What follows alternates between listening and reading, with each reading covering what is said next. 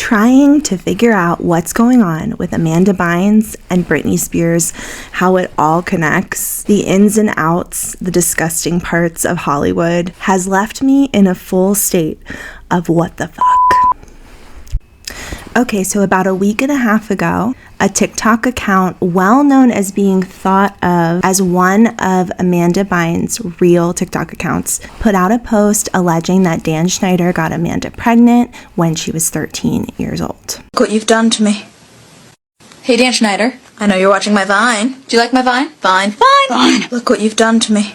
Okay, now this TikTok account, it shows pictures and videos of Amanda that we haven't seen before. So a lot of people have felt, and this has all happened before with Amanda Bynes, a lot of people have felt that she's using it as an alternate TikTok account. But I heard from a friend of Amanda, someone who was involved in her recent art show, that Amanda wouldn't do that. She's not really on social media as much anymore. She does have a real TikTok account that she says is hers, so I don't know. She showed information from her art show on that account. She talks about Ozempic and losing weight and becoming a nail technician. But Amanda came out just a couple of days ago and let everyone on TikTok know that she's not making any allegations towards Dan Schneider. My electricity just went out. Welcome to living in Africa. We'll have to see if the backup generator kicks in. But anyway, she says, I'm not making any allegations against Dan Schneider, and any accounts that are doing that are not me. Okay, we've seen it all before. Remember Ashley Banks? Oh my God, following it is making me crazy. And of course, Amanda deserves her privacy, but she does have like a real TikTok account where she's telling us all about her life. And she has said before, like, she wants to get back into acting.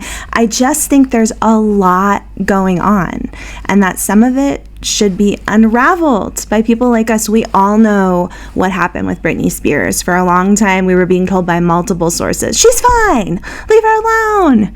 She just wants her privacy. She likes working in Vegas 24 hours a day, 7 days a week. That's what she wants to do. And then years down the line, we found out that Save Britney, like the movement, was right all along. And Britney was being imprisoned and wanted to get the hell out of her conservatorship. I mean, there's just so much that gets covered up in Hollywood. It's hard to believe anything that anyone says, right? Okay, so here's the thing. There's a lot going on when it comes to Dan Schneider, who had that big documentary series made about him called Quiet on the Set. It became very popular. I made a series of videos about it. And one of the issues with that series is that Dan started suing everyone right after it came out. He wanted to silence everybody.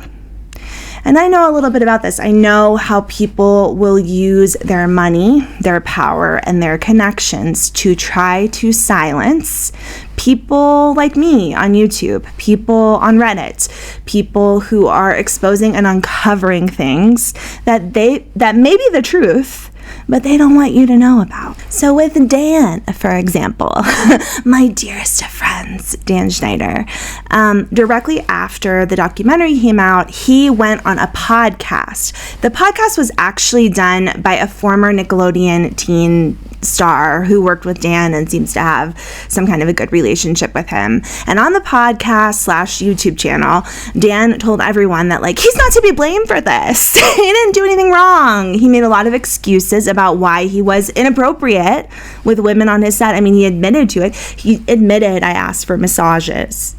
He admitted, when it comes to Amanda Bynes, that he helped her, supported her, and let her stay at his house when she was trying to run away from her parents and get emancipated.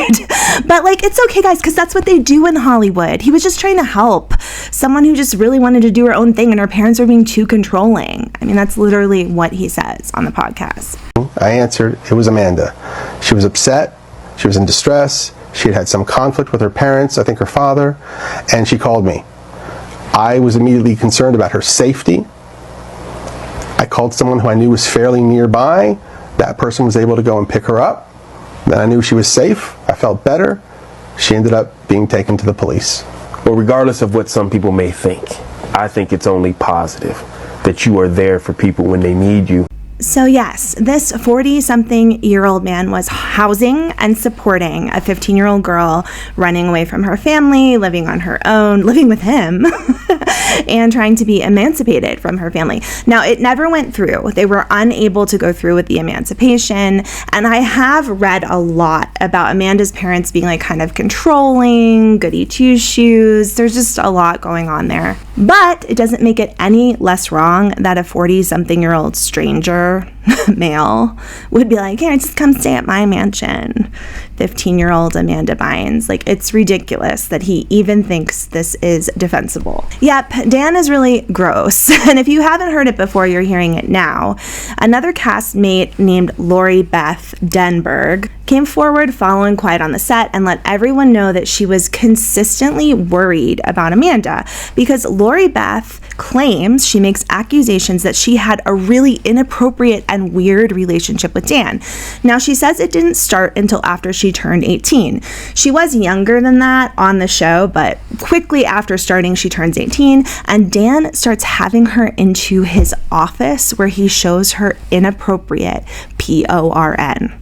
And when I say inappropriate, like, think of the worst possible scenario, and you might get just a little bit close to what Dan was showing Lori in his office on the Nickelodeon set.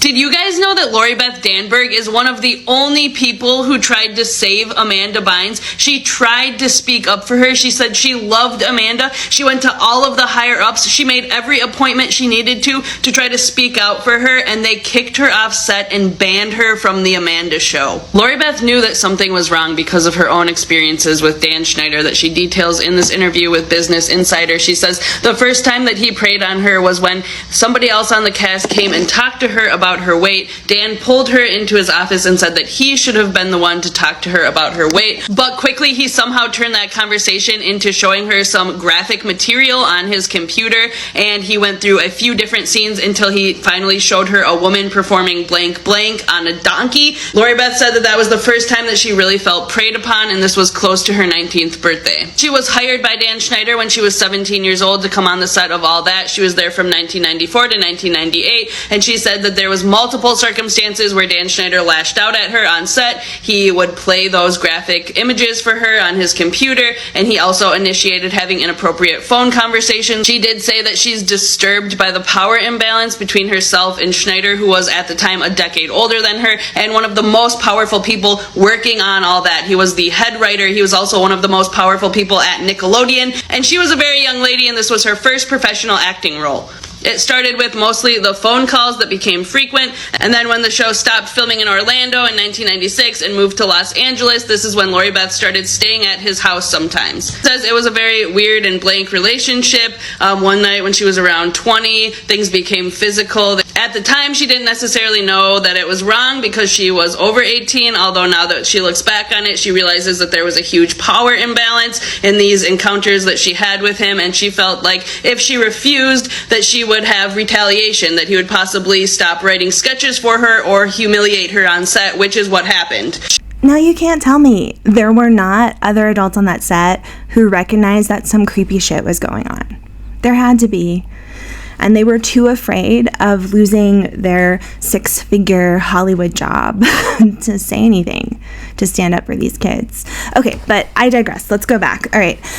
So right now, in this day and age, we've got one TikTok account, which Amanda is taking ownership of. And on this account, she talks about like weight loss, getting her nail license. I would love to have my nails done by her. She shows some videos of her latest art exhibit.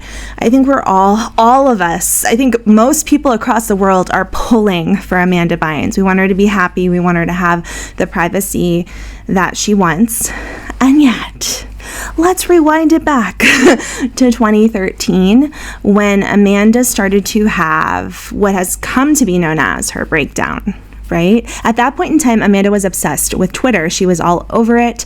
And she had her #1 account, which she had been using for many years, on which she was posting things like Drake, murder my pussy. She was posting a lot of stuff that later she would say was like kind of a joke, and she was using drugs, so she knows it's weird, but like it was just, you know, she says like, I was on drugs. What do you want from me? I thought it was funny. She's posting all this crazy stuff on her main account when up pops a secondary account that goes by Ashley Banks, okay? The Ashley Banks account is well known and thought of as being either Amanda Bynes' secondary secret account or an account that was run by a friend or acquaintance of Amanda Bynes, because this account had a lot of information about Amanda on it. It even had a picture of her driver's license. The account would say things and then they would actually happen with Amanda. So people were like, there's some kind of weird connection going on here.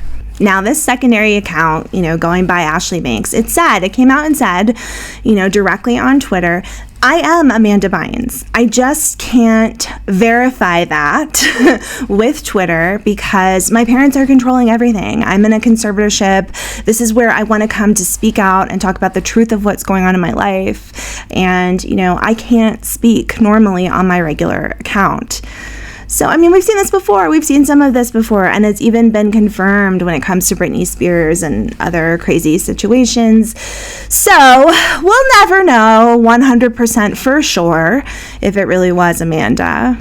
But there were a lot of really crazy links between the account and the real Amanda Bynes. And it was on this Ashley Banks account that Amanda first made the statement that she got pregnant at the age of 13 by the creator of the show. So it's been said before. It's true. The whole like I got pregnant at 13 thing by the creator of the show is not new. It happened several years ago and people glazed over it and everybody said, oh, that's not really Amanda. It's just someone else. Don't worry about it. That's all happened before. And it leaves so many of us talking about and wondering, why hasn't Amanda come out? Like, why hasn't she spoken up in a very public way about what did or didn't happen to her so many years ago? And I'm here right now to expose the truth of what may be going on behind the scenes. In 1989, she was my first girlfriend. Sweetheart, such good, she had great parents, such a good person. So don't come on here trying to degrade Amanda. Now we got to break this down into sections, honey child. Okay, section number 1, drug use. All right, Amanda, let's get honest here.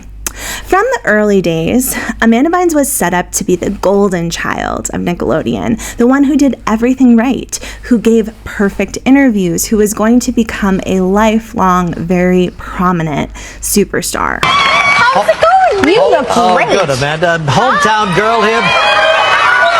Born and raised in Thousand Oaks, California. That is right. You look like a California girl. Do I? Nice So and do you. fresh. Look at that. Thank you. And at 7 years.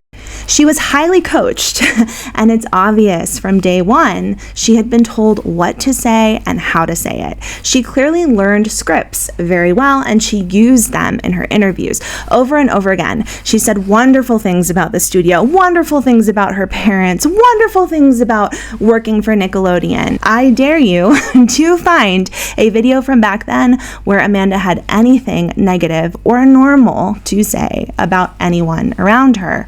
She literally looked like a robot, a happy, toxic positivity robot. She was beautiful, she was well-spoken, and I think since then, we've learned that that was all a facade. But at the time, folks, and I hate to destroy your idea of Amanda, but we're being honest here.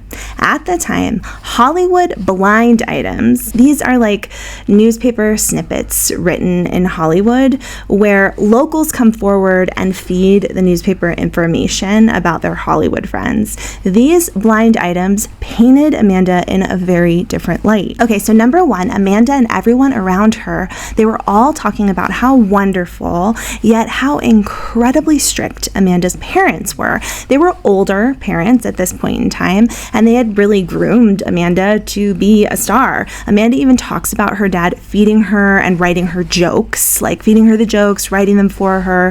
Her dad was a big part of the comedic part of Amanda's personality, right? But when it came to how her parents handled Amanda, this is where I think they made a mistake. All right, they tended to be extremely strict about not allowing Amanda to hang out with the other kids on the set. They thought the other kids were a bad influence. They didn't like having boys around her. She wasn't allowed to go out to movie theaters. She wasn't allowed to walk around the mall. But they seemed to put an awful lot of trust into the adults on the set that were working for Nickelodeon, much like Dan Schneider. It really seems like her parents, although they were strict and protective, it's like they were looking at the wrong problem. They were very much willing to give Amanda over to these geniuses, these genius executives like Dan Schneider, who were going to take her far and make her the star, she was meant to be.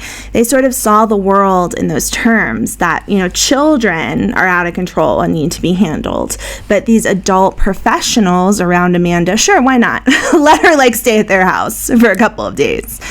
And over time, we now know that conflict arose between Amanda's parents, Amanda, and the executives at Nickelodeon, because Dan Schneider came forward, and many other people have come forward and said that Amanda started to voice that she wanted to be emancipated from her parents. She wanted to live with Dan Schneider. I mean, how bad can it be if you want to live with Dan Schneider? She wanted full control of herself, her career. She wanted freedom. But that freedom included being ruled by these executives like Dan. She was running straight out of her parents' home into the lion's den that is Dan Schneider. He was going to show her some PORN that, trust me, Amanda, you didn't want to see. I mean, ask Lori Beth Denberg, right? But thankfully, even though she did spend some time at Dan Schneider's house, her parents were able to step in and be like, hell to the no. She was not emancipated, and they stayed in her life. I mean, at least for a period of time. Because I can't imagine that Dan Schneider could be better than even Britney Spears' parents. You know what I mean? I think she was probably a little safer having her parents be a little bit in charge, I guess. We know that it's gone downhill, but at the same time, we have to recognize that putting Dan in charge of a 15-year-old is not a good idea. Okay, so getting back to the blind items. Here's the thing. The blind items got really bad when Amanda ended up joining the cast of What I Like About You. Okay, this was a show that she did with Jenny Garth, and I have to be honest, I didn't watch it back then, but it turns out there's quite a cult following for this show. People loved it. Now, something that's weird is since everything has happened with Amanda, she had her breakdown, she's been going through so much, Jenny Garth hasn't really come forward very much and spoken out about it. And people think it's strange because in a lot of other situations, someone like Jenny would be like, oh, I was like a big sister to Amanda and I love her and I'm here for her. And Jenny's kind of kept a little bit of a distance away from it. People talk about that a lot, and they especially talk about it in relationship to some awful, terrible blind items about the relationship between Amanda and Jenny back then. I'll let you listen to some of that information here now, but suffice it to say, there were people behind the scenes who were alleging that Amanda was highly sexual.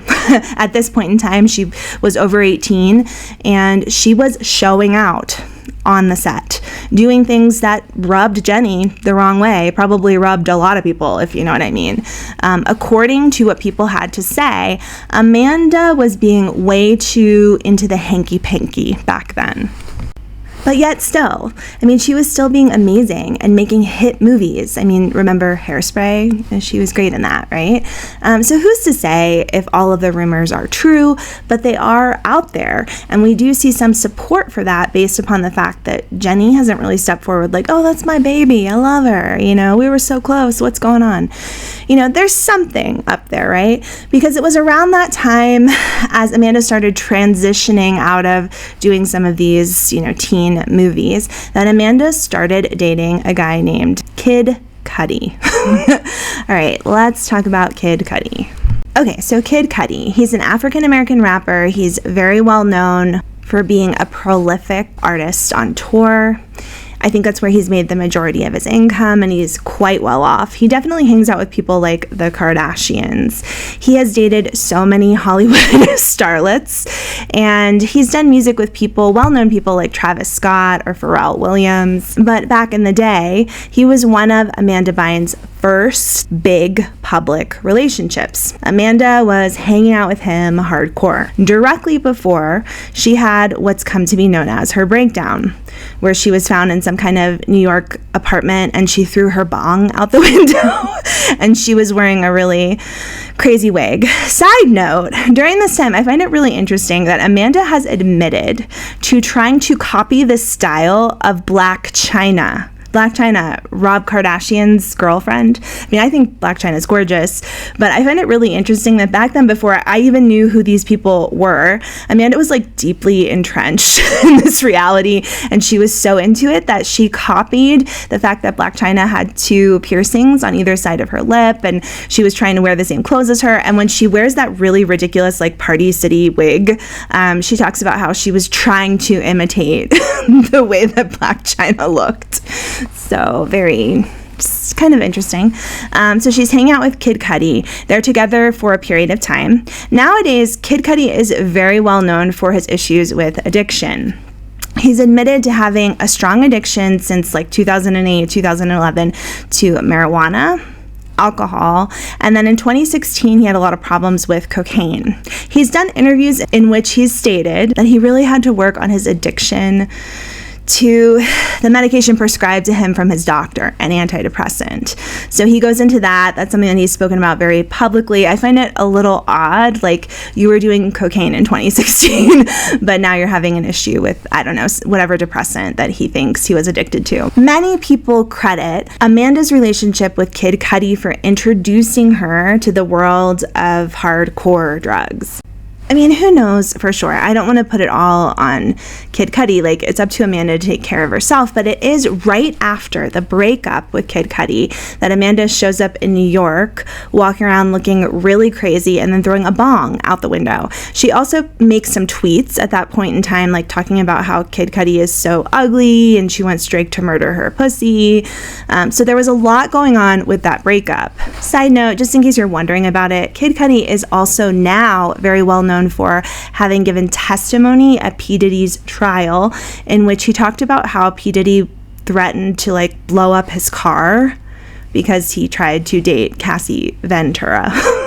So like it's just sort of another layer of Kid Cudi being very entrenched in this culture where there's drugs, there's like some violence going on. I mean, I hope he wasn't hanging out at P. Diddy's parties, but you know, there's some stuff going on with him. And Amanda walks in and is like, hell yeah, I want to get involved in all this. So Amanda gets arrested in New York for throwing a bong out of the window of her apartment or her hotel or whatever she was staying at, and she eventually gets shipped back to Los Angeles. That's when the shit hits the fan and she's like wandering around setting fires in like her neighbors' driveways. I mean, she really had a rough time, and that's when her parents stepped in. But the point of this segment is to talk about how from the very beginning of all of the public issues we saw with Amanda Bynes, it appears as though drugs were involved, okay? And Amanda has admitted that part of it. In different interviews, she's said different things. Many times over, she's attributed so many of her problems to Adderall use. Okay, we are all very aware that these executives like Dan Schneider, everyone at Disney and Nickelodeon, they have been known to push medications like Adderall on these kids from a very young age. Why? They want them to have more energy, to be able to focus, to be able to work longer hours. And these drugs really help with some of that. I mean, I wish I could get on them. But, you know, it's like they're giving them these drugs very early. I mean, maybe even later, like at 12, 13, 14, they're being given these drugs. And it's giving them the boost the executives need for them to push out all of this product for the company. So for Amanda, she's made a big deal about how it's like her Adderall use and her addiction and her overuse of it that caused a lot of these issues. I think that's bullshit. I'm going to say it right here, right now. She's admitted to using marijuana. She's admitted to using cocaine. I do think Adderall is a problem. Maybe it was a little bit of a gateway to the other drugs, but at the same time, I think the real issues with mental health and psychosis completely exploded when her drug use went from prescription medications to these outlandish amounts of other illegal substances. And this is important because it leads into section 2 of my diatribe about Amanda Bynes, which is all about mental health, okay? Now, one of the reasons that the drug issue is so important is because many people nowadays are speculating whether or not Amanda has possibly bipolar disorder or schizophrenia. Okay, I'm going to say that many different things have been said over the years about this issue. First and foremost, during the conservatorship, the people who were controlling Amanda, specifically her mom, her parents, they put out a statement saying that Amanda has never been diagnosed with bipolar disorder, schizophrenia, or any other mental health condition. I absolutely do not believe this. What we have seen with Amanda in some of her breakdown episodes is very clearly a form of psychosis. Amanda even said it about a year ago when she was found walking around LA naked. And she literally said to the person who pretty much saved her, I need help. I need to call 911. I'm coming down from a psychotic episode. I first off want to pat her on the back for being able to even recognize what's going on with her. I think that's huge, a huge step, big improvement. It's wonderful that she was able to get help. Thank God that the person who found her didn't take advantage of her. My understanding is she was walking around like that for a couple of days. There were actually several people who have come forward and said, yeah, like I was walking around with her. I saw her on the street and I wanted to help her, and I just walked around with her to make sure that she stayed safe. She went to the hospital and she got some help, and she is allegedly doing much better now. But this is a full-on example of Amanda having a psychotic episode. Psychotic episodes can be common when you have mental health disorders such as bipolar disorder, schizophrenia, and they can definitely be common when you are using and abusing drugs. One big question I have in my mind when it comes to Amanda Bynes is what kind of family background does she have? We've never been made aware of whether or not there may be a history in her family of schizophrenia. This could be a big deal for more than one reason, but the one that keeps coming to my mind, that keeps popping up over and over again, is that in all my time working as a mental health psych nurse for adolescents and children, I have seen time and time again children that come into us being considered a very typical developing child. They start using specifically marijuana, cannabis, which has been linked to the start of psychotic episodes and the start of schizophrenia. We see these children using what they consider to be a very safe, sometimes legal medication that they can buy at the local gas station. And shortly after they begin use, or maybe a little while after beginning use, they have their first psychotic episode. Many of these children later go on to be diagnosed with early onset schizophrenia. When it comes to adults, we're also aware that cannabis use has been linked to the development of schizophrenia, especially when the person is already inclined towards having that mental health condition. So someone who has family members that have been diagnosed with the disorder, if they go forward, if they go on to use cannabis, the medical field would say, like, you need to be very careful with that. You already have a predilection towards potentially having the disorder, and you don't want to increase your chances through drug use, but specifically through the use of marijuana. Yeah, and I mean, we have a history of it being absolutely recorded that Amanda went ahead and threw a bong out a window. So it's most likely that we can for sure say that she went through a period of time where she was using marijuana. Okay, so section 3, why would Amanda continue to stay quiet about whatever supposed abuse she may have tolerated when she was a child at Nickelodeon? I mean, there are so many reasons. I think number one, Amanda has a lot going on in her life. as we've seen throughout the course of this video. She's dealing with some pretty severe mental health issues.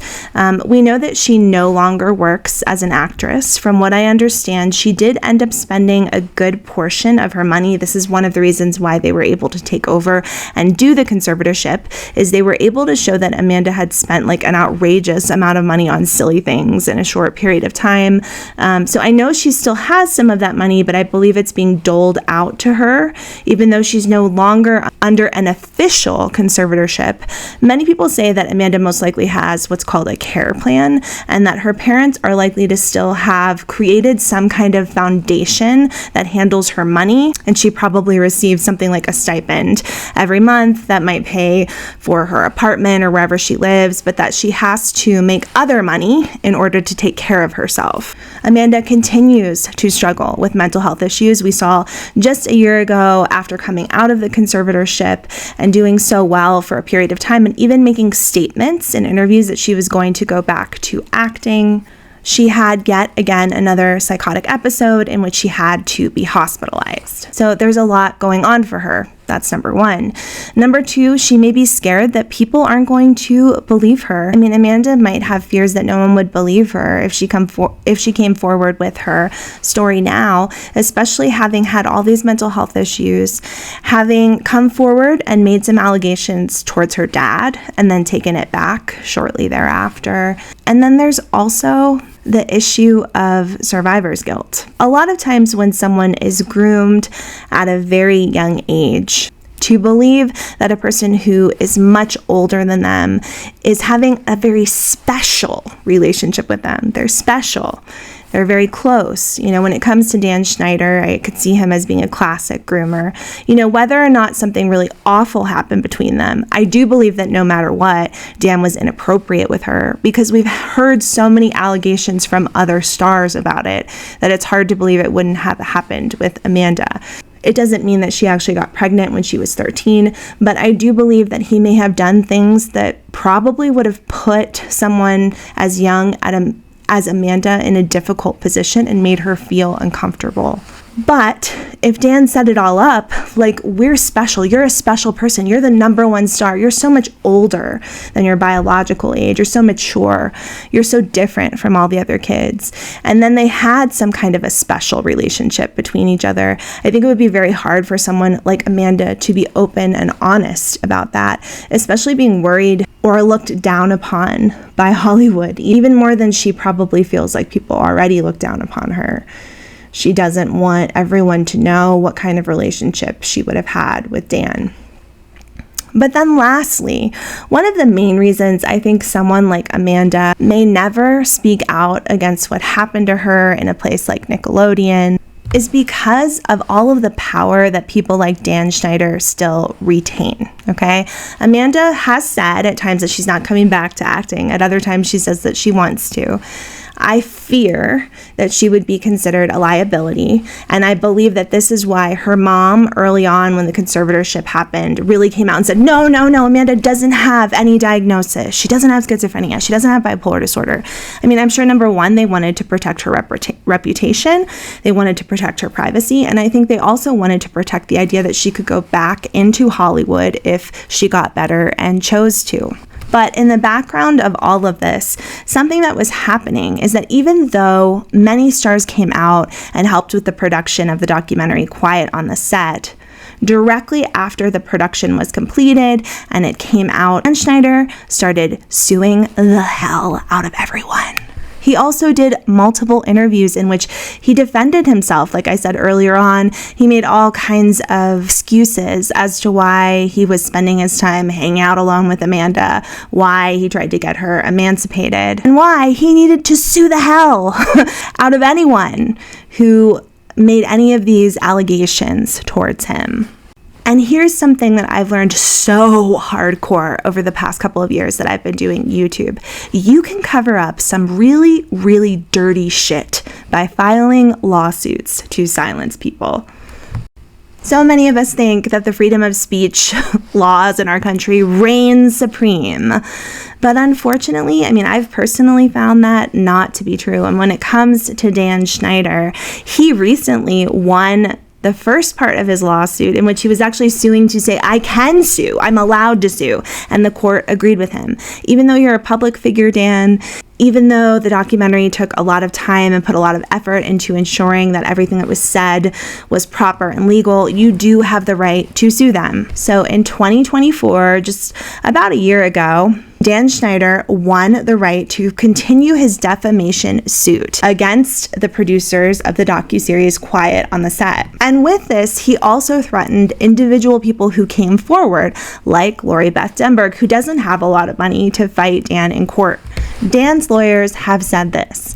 This is manifestly not a case brought by Schneider on frivolous grounds simply to harass defendants. He's suing defendants about a documentary they made about him that focuses on his activities and which a reasonable viewer might conclude makes damning implications about his conduct. Warner Brothers, who was in charge of the making of the documentary, even attempted to get the lawsuit thrown out under California's anti-SLAPP statute. I know all about that. And this SLAPP statute seeks to prevent the chilling of freedom of speech, right? Okay, but Schneider's team, when they went forward in court, they argued that the documentary made too close of a connection between Schneider and two people who were actually found to be abusers.